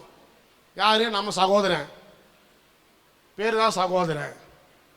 நிறைய பேர் அவன் ஆளுங்க சாப்பிடணும்னு சொல்லி என்ன பண்ணுறான், ஹலால் பண்ணதா எல்லா இடத்துலையும் ஹலால், எல்லா ஹோட்டல்லையும் ஹலால்னு போட்டிருக்கான். என்ன ஹலால்னா அவங்க ஆள் வந்து அதை கையில் பிடிச்சி ஓதி கொடுத்து இப்படி தான் வெட்டணும் அப்படின்னு சொல்லி அந்த முறையின் பிரகாரம் வெட்டினது தான். இப்போ அதுவும் பூஜை போட்ட கணக்கு தான். எப்படியும் அதையும் சாப்பிட்டு தான் இருக்கிறீங்க. ஏதாவது ஆகுதா? ஒன்றும் ஆகுறது இல்லை. ஸ்கூலில் பொங்கல் வைக்கிறாங்க, ஆஃபீஸில் பொங்கல் வைக்கிறாங்க, சக்கரை பொங்கலை கொண்டாந்து கொடுக்குறாங்க. ஏதாவது ரியாக்ட் பண்ணுதா? ஒன்றும் ரியாக்ட் பண்ண நல்லா தான் இருக்குதுன்னு வாங்கி சாப்பிட்றீங்க. அப்போ பிரச்சனை எங்கே வருது? இந்த கான்சியஸ்னஸ். தேவன் உங்களுக்கு கொடுத்திருக்கிற ஆத்மாவில் கர்த்தர் ஒரு சில காரியங்களை வெளிப்படுத்தும் போது உங்கள் பரிசுத்த வாழ்க்கையில இது நீ சாப்பிடக்கூடாது, இதை விட்டு விலகு அப்படின்னு தேவன் உங்களுக்கு தனிப்பட்ட முறையில் ஏதாவது ஒரு காரியத்தை சொல்லுவாருன்னு சொன்னா அந்த விசுவாசத்தை கனப்படுத்த வேண்டும். என் வீட்டுக்கு ஒரு ஆள் வராரு, என்னோட பரிசுத்தவான்னு வச்சுக்கோமே. நான் வந்து சொல்கிறேன், இந்தாங்க பிரதர் சாப்பிடுங்க கொடுக்குறேன். அவர் வந்து இல்லைங்க பாஸ்டர், நான் வந்து நான்வெஜ் சாப்பிட்றதே விட்டுட்டேன், நான் வெஜிடேரியன் மட்டும் தான் சாப்பிடுவேன், சிக்கன் மட்டன்லாம் விட்டுட்டேன். நான் கேட்குறேன், ஏன்? நான் ஒரு பொருத்தனை பண்ணேன். இப்படியே சொல்கிற ஆட்கள் இருக்கிறாங்க. நான் வந்து ஒரு பொருத்தனை பண்ணேன், அந்த பொருத்தனை நிறைவேற வரைக்கும் நான் என்ன பண்ணுறதில்ல, நிறைவேறிச்சோ நிறைவாக போதும், அது ரெண்டாவது. ஆக மொத்தத்தில் இவர் சிக்கன் மட்டன் சாப்பிடாத காரணம் என்னன்னு சொல்கிறாரு, இயேசு கிறிஸ்துன்னு சொல்கிறாரு. என்னுடைய விசுவாசம் அப்படிங்கிறாரு, என்னுடைய தனிப்பட்ட நம்பிக்கைன்னு சொல்கிறாரு. அப்போ ஒரு கிறிஸ்தவங்களாம் என்ன பண்ணணும்னு சொன்னால் அவருக்கு அவருடைய பொருத்தனையும் அவருடைய உடன்படிக்கை அவர் செய்த காரியத்தை நம்ம கனம் செய்ய வேண்டும். நாம் வந்து அப்படி இப்படிலாம் சொல்லக்கூடாது. அதெல்லாம் ஒன்றும் இல்லைங்க, இப்படியெல்லாம் யாராவது ஒருத்தர் பொருத்தனை பண்ணுவாங்களா? என்னங்க இது காமெடியாக இருக்குது, நீங்கள் என்ன வெஜிடேரியனாக மாறுறதுனால கர்த்தர் உங்களுக்கு இதை செய்ய போகிறாரோ அதை செய்ய போகிறோம் அப்படிலாம் சொல்லக்கூடாது. அது வந்து தேவன் அவருக்கு கொடுத்துருக்கிற, அதான் பாருங்க, மனசாட்சியின் பிரகாரம் அவருடைய மனசாட்சி. ஒவ்வொருத்தருக்கும் கர்த்தர் என்ன பண்ணியிருக்காரு, ஒரு மனசாட்சியை கொடுத்துருக்கிறார். நான் வெஜிடேரியனாக இருக்கிறேன், நான்வெஜ் சாப்பிட்றதில்ல அப்படின்னு சொன்னால் சுற்றி இருக்கிறவங்க அதை ரெஸ்பெக்ட் பண்ணணும். ஒருவேளை நான் வந்து இந்த மாதிரி போர்க் சாப்பிட்றதில்ல, பீஃப் சாப்பிட்றதில்ல, நான் வந்து இந்த மாதிரி வெறும் இதுதான் சாப்பிடுவேன் அப்படின்னு சொன்னால் அதை ரெஸ்பெக்ட் பண்ண வேண்டியது நம்மளுடைய கடமையாக இருக்குது. ஒருத்தர் எல்லாத்தையும் சாப்பிட்றான்னா அதுவும் சந்தோஷம், அல்லேலூயா. அவனையும் குறை சொல்லிட்டு இருக்கக்கூடாது. நான் வந்து பாஸ்டர்ஸ் மீட்டிங்க்கு போகிறேன். ஒரு பாஸ்டர்ஸ் மீட்டிங்கில் போனீங்கன்னா சூப்பராக அப்படியே ஸ்மெல்லு, இங்கே ப்ரேயர் பண்ணிகிட்டு இருக்கும்போது அப்படியே தூக்குது, உட்காரவே முடியல. எல்லா பாஸ்டர் ஊண்டு அப்படியே எந்திரிக்கிறாங்க, என்னடா இவ்வளோ வாசனையாக இருக்குது அப்படின்ட்டு. அப்புறம் எப்படா சாப்பாடு வேணும்னு ஆவலாக காத்துக்கிறாங்க. கொண்டு போனால் அவர் கொண்டாந்து போடுறாரு சாப்பாடு, நல்லா டேஸ்ட்டாக இருக்குது. பார்த்தா பீஸ் எல்லாம் பெருசு பெருசாக இருக்குது. இப்போ பக்கத்தில் இருக்கிறவர் சொல்கிறாரு, இது வந்து நம்ம சாப்பாடுங்க. என்ன சாப்பாடு? தேவன் ஆபிரகாம் கொடுத்தது, எடுத்து புசிங்க அப்படிங்கிறார். எல்லாரும் எடுத்து வந்தவன் எல்லாம் சாப்பிட்டு தான் போனான். யாரும் சாப்பிடாம எவனா போனான்னா எல்லாம் சாப்பிட்டு தான் போனான். அப்போது நான் வந்து அங்கே போய் உட்காந்துக்கிட்டு அது என்னுடைய மனசாட்சி பிரகாரம் அது சாப்பிடக்கூடாதுன்னு சொன்னால் they will respect me. அதான் அதே போல் ஒரு இந்துக்கள் நம்மளை கூப்பிட்டு நம்ம வீட்டில் சாப்பாடு போடுறாங்கன்னு வச்சுக்கோமே. இந்துக்கள் நம்ம நண்பர்கள் நம்மளை கூப்பிடுறாங்க, அவங்க சாப்பாடு போடுறாங்க, பாசத்தோடு ஒரு நேசத்தோடு நம்மளோடு நம்ம மேலே இருக்கிற மரியாதை நிமித்தமாக, நம்ம மேலே இருக்கிற அன்பின் நிமித்தமாக ஏதோ ஒன்று போடுறாங்கன்னா ஜெபம் பண்ணிட்டு சாப்பிட்றணும். அங்கே உக்காந்துக்கிட்டு நான் கிறிஸ்தவன், நான் பரிசுத்தவன், இதை வந்து நீங்கள் போட்டால காமிச்சிங்களா, அங்கே காமிச்சிங்களா, இங்கே காமிச்சிங்களா, இப்படிலாம் கேட்டுருந்தீங்கன்னா ரெண்டாவது சாப்பாட்டுக்கே உங்களை கூப்பிட மாட்டாங்க. போடா நீ எங்கள் வீட்டுக்கு வரவே வேண்டான்னு. ஏதோ கூப்பிட்டு சாப்பாடு கொடுத்தா இத்தனை கேள்வி கேட்குற நீ, நமக்கு ஏதாவது ஆகுமா? நல்லா புரிஞ்சுக்கோங்க, நமக்கு ஏதாவது ஆகுமா? அதுக்கு தான் 2 முறை அந்த வசனத்தை சொல்றாரு, பூமியும் அதன் நிறைவும் கர்த்தருடைய. நீ விசுவாசித்து ஜெபம் பண்ணிட்டு சாப்பிட்டீங்கன்னா ஒன்றுமே ஆகாது. ஆனால் பயந்து பயந்து சாப்பிட்டீங்கன்னா நைட் என்ன ஆயிரும், பேதி ஆயிரும். சாப்பிடும்போதே பயந்துக்கிட்டு ஐயோ எங்கே காட்டினான்னு தெரியலையே, எந்த சாமியை கூப்பிட்டான்னு தெரியலையே, ரத்தத்தை கொண்டு போய் எங்கே தெளிச்சான்னு தெரியலையேன்னு பயந்துக்கிட்டே சாப்பிட்டீங்கன்னா அந்த பயத்தோடு நீ சாப்பிடவே வேண்டாம். அதான் பவுல் சொல்கிறார். அப்படி பயம் இருக்குதுன்னு சொன்னால் நீ விட்டுரு, பயம் இல்லைன்னு சொன்னால் நீ சாப்பிடு. ஆனால் இதனால சண்டை போடாதீங்க. ஏன் சண்டை வந்துச்சு? இந்த யூதர்கள் எல்லாரும் ரொம்ப ஸ்ட்ரிக்டா இருக்கிறாங்க. கிரேக்கர்கள் ஒரு பந்தியில் உட்காந்துக்கிறாங்க, யூதர்கள் ஒரு பந்தியில் உட்காந்துக்கிறாங்க. கிரேக்கர்களுக்கு தனியாக சாப்பாடு சமையல் நடக்குது, யூதர்களுக்கு தனியாக சாப்பாடு சமையல் நடக்குது. ரெண்டு பேராலையும் சேர முடியல. நம்ம இதில் எப்படி வெஜிடேரியன் தனியாக நான் வெஜிடேரியன் தனியாக போட்டிருக்காங்களோ. ஒரு ஆள் கேட்குறான், தோசை இது இருக்குது, முட்டையெல்லாம் அதில் தான் போடுவீங்களா அப்படின்னு கேட்குறான். முட்டை தனியாக கல் வச்சு போடுவீங்களா, இல்லை அதே கல்லில் தோசை ஊற்றுற அதே கல்லில் முட்டை போடுவீங்களான்னு கேட்குறான். இவன் எல்லாமே ஒரே கல்லோட எந்திரிச்சு ஓடி போயிட்டான் வெளியே. இப்படி எல்லாம் சண்டை வந்தனால தான் அவர் சொல்றாரு, பூமியும் அதன் நிறைவும் கர்த்தருடைய. என்ன வேணாலும் சாப்பிடலாம். God has given you the freedom. தேவன் உங்களுக்கு கொடுத்திருக்கிறார். ஆனா உங்களுடைய லைஃப் ஸ்டைலுக்கு எது செட் ஆகும்? ப்ரெஷர் அதிகமாக இருக்கிறவங்க பீஃப் சாப்பிடாதீங்க. டெய்லியும் போய் பீஃப் பிரியாணியாக சாப்பிட்டுருந்தீங்கன்னா தூக்கி விட்டுரும். ப்ரெஷர் அதிகமாக இருக்கிறவங்க மட்டன் லிமிட்டாக சாப்பிடுங்க. ரெட் மீட் சாப்பிடாதீங்க. ஃபிஷ்ஷு சாப்பிட்லாம், முட்டை சாப்பிட்லாம், சிக்கன் சாப்பிட்லாம். இப்போ நிறைய பேருக்கு பிராய்லர் கோழி மேலே ஒரு சந்தேகம், எங்கேயோ ஊசி போடுறாங்க. அவங்க விட்டுட்டு அவன் என்ன பண்ணுறான், வெறும் நாட்டுக்கோழியாக வாங்கி சாப்பிட்றான். சரி, காசு இருந்தால் நாட்டுக்கோழி என்ன, எந்த கோழி வேணாலும் வாங்கி சாப்பிடு. தீக்கோழி கூட வாங்கி சாப்பிடு. ஒரு பாஸ்டர் பாருங்கள், தீக்கோழி வாங்கிட்டு வந்தார். அது என்ன கோழி அதுன்னா இந்த ஈமுன்னு சொல்லுவாங்க பாருங்கள், ஈமு கோழி. அதில் பிரியாணி செஞ்சால் பயங்கர டேஸ்ட்டு. நானும் வாங்கி சாப்பிட்டு பார்த்தேன். ஆஹா, என்னடா அற்புதமாக இருக்கே. அதுக்கப்புறம் தான் சொல்கிறார், இது என்ன கோழி தீமா, இது தீக்கோழி, ஒன்று இவ்வளோ ஆகிட்டு இருக்கும் அப்படிங்கிறாரு. எப்படியெல்லாம் செய்கிறாங்க, எப்படியெல்லாம் சாப்பிட்டு பார்க்குறாங்க. என் பையனுக்கு ரொம்ப பிடிச்சது என்னன்னு சொன்னால் காடையை ரோஸ்ட் பண்ணி கொடுத்தீங்கன்னா அற்புதமாக சாப்பிடுவான். பிடிச்சிருச்சு அவனுக்கு. சிக்கனை விட என்ன அதிகமாக கேட்குறான், டாடி எனக்கு காடை வாங்கி கொடுங்க அப்படின்னு கேட்குறான். நிறைய பேர் காடையை சாப்பிட்றது இல்லையாட்டு இருக்குது. ஒரு நாள் நான் காடை வாங்கிட்டு இருக்கும்போது ஒரு ஆள் கேட்டாப்புல, இதை வாங்கிட்டு போய் என்ன பண்ணுவீங்கன்னு கேட்டார். அப்படியே மசாலா போட்டு எண்ணெயில் முக்கி பொரிச்சு எடுத்து கொடுத்துருவோம். ஓ அப்படியா, நல்லா இருக்குமான்னு கேட்டார். நீங்கள் வேணால் வாங்கி சாப்பிட்டு பாருங்க அப்படின்னு. சரின்ட்டு போயிட்டார். அப்புறம் அந்த மாதிரி தேவன் படைத்தவைகள் எல்லாம் நம்ம புசிப்பதற்காக தான். அல்லேலூயா. எந்த ஃபுட் ரெஸ்ட்ரிக்ஷனும் தேவன் என்ன பண்ணலை, கொடுக்கல. ஆனால் நம்முடைய விசுவாசம் எதை ஏற்றுக்கொள்ளுகிறது, எதை ஏற்றுக்கொள்ளவில்லை, ஆர்கியூ பண்ணிட்டு இருக்கக்கூடாது. ஒருத்தர் என்ன பண்ணிக்கணும், அண்டர்ஸ்டாண்ட் பண்ணிக்கணும். ஒருவேளை நீங்கள் சாப்பிடலையா, சரிங்க பிரதர் அப்படின்னு விட்டுறணும். அதுக்கு மேலே அங்கே போய் பேசிட்டு இருக்கக்கூடாது. அடுத்தது 11ஆம் அதிகாரத்தில் இதை நம்ம பேசி முடிப்போம். எதை பற்றி சொல்கிறாருன்னு சொன்னால், ட்ரெஸ்ஸிங். ஒரு பெரிய பிரச்சனை சர்ச்சுக்குள்ள. என்ன பிரச்சனைன்னு சொன்னால், முக்காடு போடுறாங்க ஒரு சிலர் முக்காடு போடலை. இதெல்லாம் ஒரு பிரச்சனையா பாஸ்டர் அப்படின்னு கேட்டிங்கன்னா, இதில் சண்டையே போட்டிருக்கிறாங்க. இந்த சர்ச்சில் என்ன பண்ணிக்கிறாங்க, இப்போ அப்போ மட்டும் சண்டையில் இப்பயும் அந்த சண்டை நடந்துட்டு இருக்குது.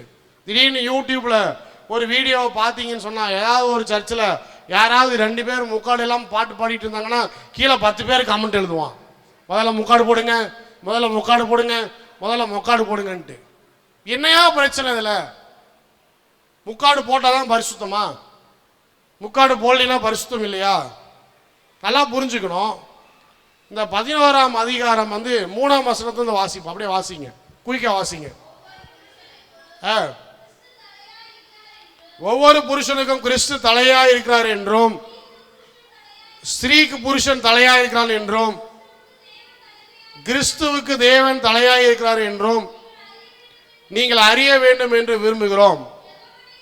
ஜெபம் பண்ணுகிற போதாவது, சீக்கிரம் தீர்க்க தரிசனம் சொல்ல போகிறதாவது, தன் தலையை மூடிக்கொண்டிருக்கிற எந்த புருஷனும் தன் தலையை கனவீனப்படுத்துகிறான். முதல்ல ஸ்திரீயை பேசுறதுக்கு முன்னாடி இந்த வசனத்தை எல்லாரும் படிக்கணும். இது யாரும் படிக்கிறதே இல்லை. எப்போ பார்த்தாலும் லேடிஸே குறை சொல்கிறாங்க. இப்போ முக்கியமாக இவர் பேசுகிற ஒரு காரியம் என்னன்னு சொன்னால், ஜெபம் பண்ணும் போதாவது, தீர்க்க தரிசனம் சொல்லும் போதாவது தன் தலையை என்ன பண்ணக்கூடாது, புருஷனானவன் என்ன பண்ணக்கூடாது, மூடிக்கொள்ளக்கூடாது. அப்படின்னா என்ன அர்த்தம்னா, நிறைய பேர் தலையை என்ன பண்ணுறாங்க, மூடிக்கிறாங்க.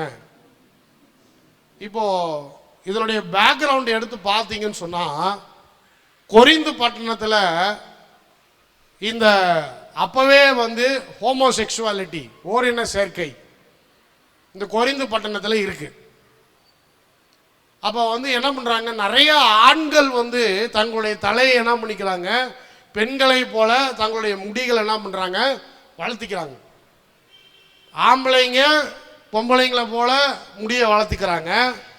பொம்பளைங்க என்ன பண்றாங்கன்னு சொன்னா, பெண்கள் என்ன பண்றாங்கன்னு சொன்னா, ஆண்களை போல தங்களுடைய முடியை வெட்டிக்கிறாங்க.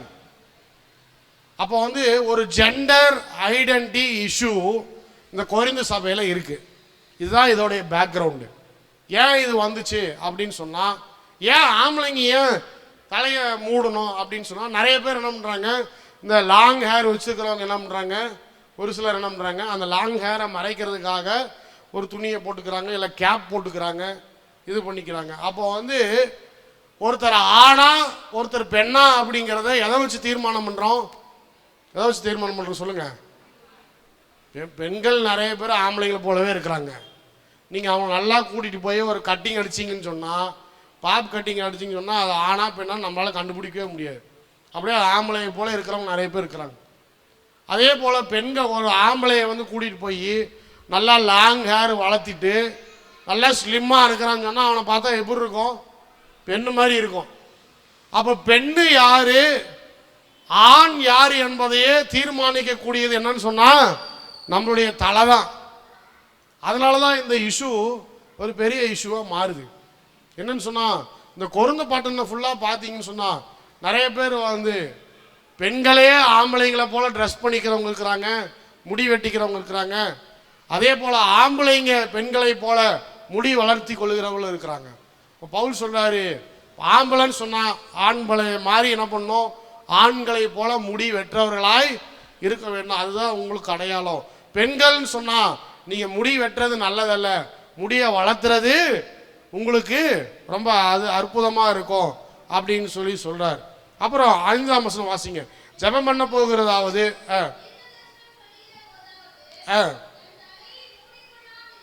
தன் தலையை மூடிக்கொள்ளாது இருக்கிற எந்த ஸ்திரீயும் தன் தலையை களவிடப்படுத்துகிறாள்.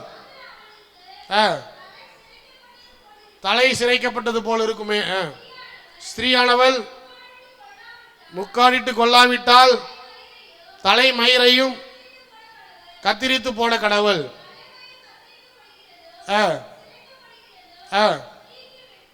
ஸ்திரீக்கு வெட்கமானால் முக்காடிட்டு கொண்டிருக்க கடவுள்.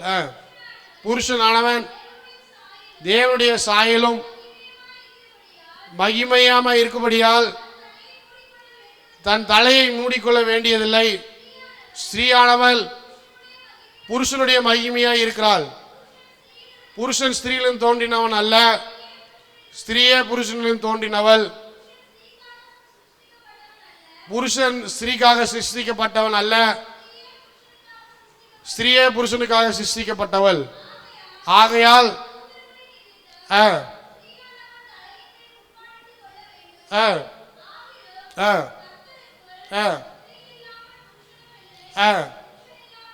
இப்போ வந்து ட்ரெஸ்ஸிங்லே அந்த வெளிப்படுது. இன்னொன்று சொன்னால் அத்தாரிட்டி. இன்னொரு காரியத்தை பார்க்கும்போது சொன்னால் ஆண்களுக்கு உண்டான ஸ்தானத்தில் ஆண்களை வைத்து பார்க்க வேண்டும், பெண்களுக்கு உண்டான ஸ்தானத்தில் பெண்களை வைத்து பார்க்க வேண்டும். இந்த பிரச்சனை அங்கேயே வந்துருச்சு. இப்போது நான் இன்னொன்று சொல்லும்போது, நம்மளுடைய கலாச்சாரத்தில் இப்போ நிறைய பேர் பாருங்க, இந்த டிரான்ஸ்ஜெண்டர்ஸ் வந்து நிறைய பேர் பெண்கள் ஆண்களாக மாறிக்கிறாங்க, ஆண்கள் பெண்களாக மாறிக்கிறாங்க. இதில் என்ன பிரச்சனை எழும்புது அப்படின்னு சொன்னால், ஆம்பளைகளுக்கு உரியவைகள் எல்லாம் பெண்களால் செய்ய முடியாது. ஆனால் அவங்க ஆம்பளைங்களை போல காட்டும்போது அவங்களோடு போராடுறாங்க. அதே போல் பெண்கள் வீக்கானவங்க. இப்போது உதாரணத்துக்கு அமெரிக்காவில் ஒரு பிரச்சனை வந்துச்சு. ட்ரம்ப் சொல்கிறாரு, என்ன பிரச்சனைன்னு சொன்னால், லேடிஸான ஸ்விம்மிங் போட்டி. யாருக்காக ஸ்விம்மிங் போட்டி? பெண்களுக்கான ஸ்விம்மிங் போட்டி. அந்த பெண்களுக்கான ஸ்விம்மிங் போட்டியில் ஒரு ஆண் என்ன பண்ணுறான், தன்னை பெண்ணாக மாற்றிக்கிட்டு போய் இவங்களோடு சேர்ந்து ஸ்விம்மிங் பண்ணி ஃபர்ஸ்ட் ப்ரைஸ் வாங்கிடலாம். அப்போ ட்ரம்ப் சொல்கிறாரு, முதல்ல அவனை டிஸ்குவாலிஃபை பண்ணுங்க, அவன் பெண்களோடு சேர்ந்தவனே கிடையாது, அவனை மாற்றிக்கிட்டா அவன் பெண்ணாக மாறிடுவானா. அப்போ இந்த பிரச்சனை வந்து அப்போவே கொரிந்து சபையில் எழும்புது. என்னன்னு சொன்னால், பெண்கள் எல்லாரும் தங்களை ஆண்களை போல காண்பித்து கொண்டு ஆண்கள் தங்களுக்கு அடிமையா இருக்க வேண்டும் என்று சொல்லி ஒரு சிலர் நினைக்கிறாங்க. அதே போல ஆண்கள் ஒரு சிலர் என்ன பண்றாங்க, தங்களை பெண்களை போல மாத்திக்கிட்டு, ஏன்னா அவங்க ரெஸ்பான்சிபிலிட்டி அவங்க செய்யாம என்ன பண்ணிடுறாங்க, தங்களை பெண்களை போல மாத்திக்கிட்டு என்ன பண்றாங்க, எல்லாத்தையும் பொம்பளைங்க கையில ஒப்பு கொடுக்குறவங்களும் இருக்கிறாங்க. ஆண்டவர் சொல்றார், ஒரு ஆண்னு சொன்னா கர்த்தர் அவனை ஆணா வைத்திருக்கிறார். ஆணுக்குரிய காரியங்கள்லாம் அவன் என்ன பண்ணணும், செய்யணும். ஆணுக்குரிய காரியங்கள் என்ன, போகணும், வேலை செய்யணும், குடும்பத்தை போஷிக்கணும், குடும்பத்தை பராமரிக்கணும். இதெல்லாம் ஆணுக்குரியவைகள். ஆண் செஞ்சுதான் ஆகணும். ஃபேமிலியோட ரெஸ்பான்சிபிலிட்டியை கையில் எடுத்து தான் ஆகணும். அதே போல் ஒரு பெண்கள் சொன்னால் வீடை பார்த்து கொள்ளணும், வீட்டுக்குள்ள குழந்தைகளை பார்த்து கொள்ளணும், சாப்பாடு விஷயத்தை கவனிச்சுக்கணும், குடும்பத்தை நடத்தணும் போன்ற பெண்களுக்கு உண்டிய காரியங்கள்லாம் பெண்கள் கொடுத்துருக்காரு. முதல்ல அதை அவங்க என்ன பண்ணணும், செய்ய நினைக்கணும். இது அப்படியே மாற்றிக்க கூடாது. இன்னைக்கு நிறைய பேர் மாற்றிக்கிறாங்க.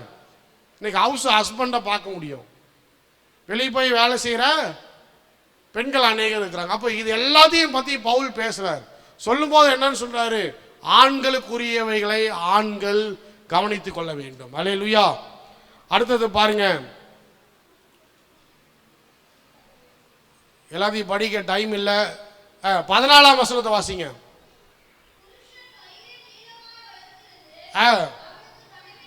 நான் முன்னாடி சொன்னேன் பார்த்தீங்களா, ஏன் இந்த பிரச்சனை எழும்புதுன்னு சொன்னா, அநேக புருஷர்கள் என்ன பண்றாங்க, மயிரை நீளமாய் வளர்க்கிறது அவனுக்கு கனவீனமாய் இருக்கிறது என்றும்,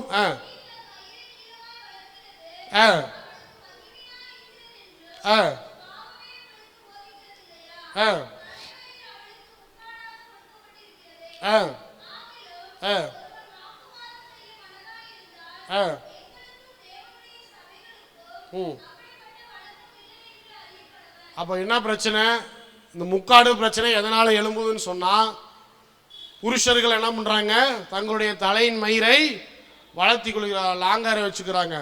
நிறைய லேடிஸ் என்ன பண்ணிடுறாங்க, ஆண்களை போல ஒரு சிலர் என்ன பண்ணிடுறாங்க. ஏன் இந்த பிரச்சனைன்னு சொன்னா, அந்த காலத்திலும் கொருந்து பட்டணத்திலும் என்ன பிரச்சனை, இந்த ஓரின சேர்க்கையினால உண்டான இந்த பாதிப்புகளை பற்றி அவர் பேசினதுக்கு அப்புறம் தான் என்ன சொல்றாரு, சபைக்குள்ள இது வரக்கூடாது என்பதற்காக பெண்களை பெண்களாக அடையாளப்படுத்த வேண்டும், ஆண்களை ஆண்களாக அடையாளப்படுத்த வேண்டும். பியூரா இது ஒரு பிசிக்கல் ஐடென்டிட்டி, அவங்க பெண்களாக வெளிப்பட வேண்டும், ஆண்களாக வெளிப்பட வேண்டும் என்பதற்காக தான் முக்காடே போட சொல்றார். இதுக்கும் பரிசுத்தத்துக்கும் எந்த சம்பந்தமும் கிடையாது. அல்லேலூயா. நீங்க முக்காடு போட்டாலும் சந்தோஷம், முக்காடு போடலினாலும் சந்தோஷம், முக்காடு இருந்தாலும் சந்தோஷம், இல்லைனாலும் சந்தோஷம். இருக்கிறவங்க போட்டுக்கங்க, இல்லாதவங்க ஸ்தோத்திரம் பண்ணி ஜெபம் பண்ணுங்க. ஆக மொத்தத்தில் பெண்கள் பெண்களை போல இருங்க, ஆண்கள் ஆண்களை போல எழுங்க, எழுமி நில்லுங்க. ஸ்தோத்திரம். மீதி அடுத்த வாரம் பார்ப்போம். இவ்வளவு பிரச்சனைகள் இந்த சபையில எழுமின போதிலும் கர்த்தர் சொல்லுகிறார், தேவனுடைய சித்தம், தேவனுடைய திட்டம், அதுக்கு ஒப்பு கொடுங்க. உங்கள் சரீரத்தை பரிசுத்தமாய் பாதுகாத்து கொள்ளுங்க. இன்றைக்கு 3 காரியங்களை பற்றி பார்த்துருக்கிறோம். முதலாவது ஹோலினஸ், விபச்சாரத்துக்கு எதிராக, வேசித்தனத்துக்கு எதிராக கர்த்தருடைய பிள்ளைகள் பரிசுத்தத்தை பாதுகாக்க வேண்டும், சபை பரிசுத்தத்தை பாதுகாக்க வேண்டும். அடுத்தது சாப்பாடு பற்றி பார்த்தோம். தேவன் படைத்தவைகள் எதுவுமே தீட்டல்ல, சகலத்தையும் கர்த்தர் தான் படைச்சாரு. ஆனாலும் கூட உங்களுடைய மனசாட்சியின் பிரகாரம், தேவன் உங்களுக்கு சொல்லுகிற காரியத்தின் பிரகாரம் உங்கள் சரீரத்தை நீங்கள் பாதுகாக்க வேண்டும், திருமணத்தை பாதுகாக்க வேண்டும். அடுத்து கடைசியா பார்த்தோம், முக்காடு போடுறதுல ஒரு பிரச்சனை. ஆண்டவர் சொல்றாரு, ஆண்கள் ஆண்களை போல் இருக்க வேண்டும். பெண்களுக்கு அழகு அவங்களுடைய முடி, தேவன் கொடுத்திருக்கிற மகிமை அவங்களுடைய முடியில வெளிப்படுகிறது. அப்போ ஒரு ஆண் ஆணை போலவும் ஒரு பெண் பெண்ணை போலவும் இருப்பதை தான் கர்த்தர் எதிர்பார்க்கிறார். அதை மாத்திக்கிறவங்க தேவன் கொடுத்திருக்கிற சரீரத்தை கனவீனப்படுத்துறாங்க. இது எல்லாத்தையும் எதுக்காக சொல்றாருன்னு சொன்னா, சபைகளுக்குள்ள இவ்வளவு பிரச்சனைகள் எழும்புகிறது. ஒருவேளை நீங்க ஆச்சரியப்படலாம், இன்றைக்கு கிறிஸ்துவ சபைகளே ஆண்களுக்கு ஆணும் பெண்ணுக்கு பெண்ணும் திருமணம் செய்கிற அளவுக்கு இந்த பாவமானது சபைகளிலே பெருகி போய்விட்டது. இதெல்லாம் ஜெபம் பண்ணணும். நம்ம கர்த்தர் கொரிந்து சபையில் இவைகள் எல்லாவற்றையும் எதிர்த்தார்.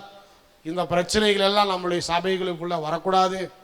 நாம் ஜெபிப்போமா. நல்ல ஆண்டவரே, இந்த காலை நேரத்தில் நீர் எங்களோடு பேசின வார்த்தைகளுக்காக நன்றி செலுத்துகிறோம்.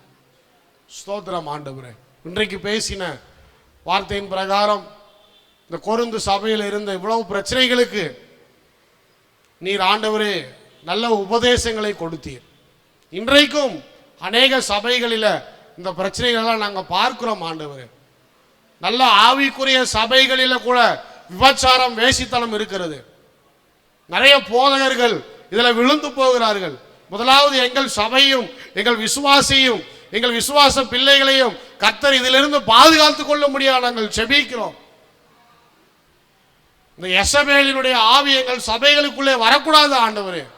விபச்சாரத்தையும் வேசித்தனத்தையும் எங்களை விட்டு நீர் விலக்கி வைக்க முடியாது நாங்கள் செபிக்கிறோம்.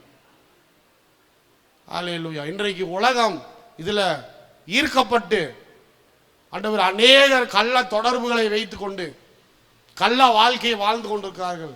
தயவாய் நீர் எங்களை பாதுகாக்க முடியாது நாங்கள் செபிக்கிறோம். அடுத்தபடியாக ஆண்டவரே நல்ல ஆகாரங்களை கொடுத்திருக்கிறீர். இந்த ஆகாரத்தின் நிமித்தம் யாரும் சண்டை போடாமல் ஒவ்வொருவரை ஏற்றுக்கொண்டு ஒருத்தருக்கு ஒருத்தர் விட்டு கொடுத்து ஒருத்தரை ஒருத்தர் கனப்படுத்துகிறவர்களாக எங்கள் சபையில் இருக்க நீர் உதவி செய்ய முடியாது நாங்கள் செபிக்கிறோம். எல்லா பிரிவினவாதங்களையும் நீர் முறியடிக்க முடியாது நான் செபிக்கிறேன். அதே போல தேவனை கனப்படுத்துகிற விதத்தில் நாங்கள் எங்கள் ஆடைகளை அணிகிறவர்களாய் நீர் எங்களை மாற்றுங்க ஆண்டவரே. அதே போல ஆண்களுக்குரியவைகளையும் பெண்களுக்குரியவைகளையும் அடையாளப்படுத்தி கொள்ள இந்த உலகத்தில் அநேகர் இப்பொழுது மாறிக்கொண்டு இருக்கிறார்கள். சாத்தான் இந்த தேவன் கொடுத்திருக்கிற சரீரத்தை தவறாக பயன்படுத்தி கொண்டிருக்கிறான். நீர் எங்கள் சரீரங்களை பாதுகாத்து கொள்ளும்படியாக, எங்கள் பிள்ளைகளை பாதுகாத்து கொள்ளும்படியாக நீர் உதவி செய்ய முடியாது நாங்கள் செபிக்கிறோம். விசேஷமாக இந்த ஆண்டவரே ஓரின சேர்க்கை என்கிற கொடிய பாவம் இன்றைக்கு எல்லா இடங்களிலும் பரவி கொண்டிருப்பதை எங்களால் பார்க்க முடிகிறது ஆண்டவரே. அரசாங்கங்கள் அதை அங்கீகரிக்கிறார்கள் ஆண்டவரே. சுப்ரீம் கோர்ட் அதை அங்கீகரிக்கிறது. இன்னும் மேல கிறிஸ்துவ சபை, பல கிறிஸ்துவ சபைகள் இந்த ஓரின சேர்க்கையை அங்கீகரித்து கொண்டிருக்கிறார்கள்.